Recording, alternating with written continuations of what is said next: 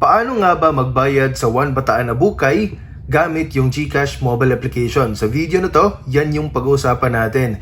Pero syempre, kung bago ka pa lang sa channel na to at gusto mo ng ganitong klaseng content patungkol sa mga free load, tips at tricks, make money online at mga tutorials, make it sure na mag-comment, like, and subscribe para lagi kang updated sa ating mga tutorial videos. So ang una muna natin gagawin mga idol ay pumunta sa Play Store at i-update or mag-download kayo ng mobile application na GCash. So kung meron kayong makikitang update dito, ibig sabihin kailangan mo silang i-update. So kailangan natin silang i-update para hindi tayo maka-encounter ng mga glitch or mga problema sa pagsunod sa video na to. Okay? So kapag tapos ka na mag-update, pindutin mo lang yung open para ma-redirect tayo sa GCash mobile application.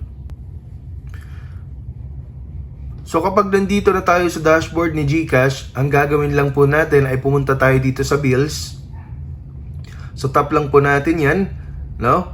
Tapos pwede tayong pumunta agad dito sa view all.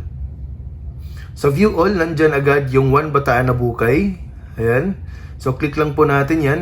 So yung posting period dito ay 3 days, no? Ayan, within 3 business days or early. So ang una muna natin gagawin is maglagay tayo ng amount. Halimbawa, maglalagay tayo ng 1,000 pesos and you will be charged service fee of 8 pesos po. Okay? 8 pesos po yung charge na nandito ni GCash kapag ginamit natin yung sistema nila. So pipili tayo ng payment type. So mag-select po kayo kung saan po: business tax, real property tax, or community tax certificate. So halimbawa, business tax yung babayaran natin.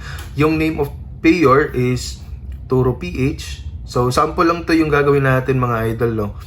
Pagkatapos niyan ay yung reference number sa business permit only. So enter nyo po yung reference number dito ng inyong business permit. So halimbawa, maglalagay tayo nito, example. Tapos yung mobile number po natin. So example din po.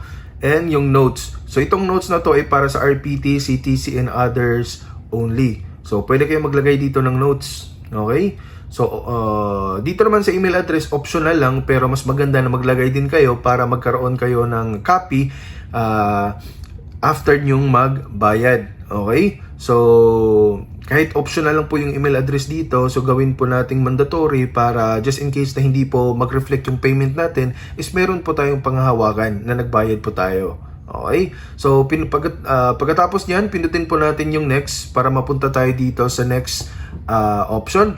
So ayan, makita natin One Bataan na Bukay. So ang total payment natin ay 1,008 pesos na po dahil meron silang charge.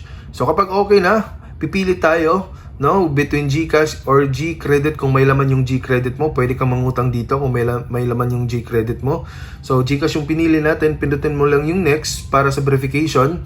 So dito, double check mo yung information kung tama ba, kagaya ng total bill amount, yung payment type, name of payer, yung reference number. Ito yung pinaka-importante dahil dyan po papasok yung payment, no, na binabayaran natin, at yung mobile number. Okay? So basahin lang po natin. Please ensure that the information is correct. If any information is incorrect and requires a refund, please contact the biller directly. Okay?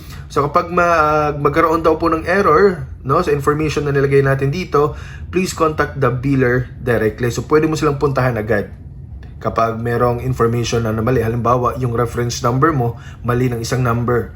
Okay? So, punta lang kayo sa biller. Tapos, i-present nyo po yung reference number na nagbayad kayo sa GCash. Kaya importante po na meron kayong nilagay na email address. Just in case lang po. So, I hope na nakatulong tong video na to. Please like, comment, and share.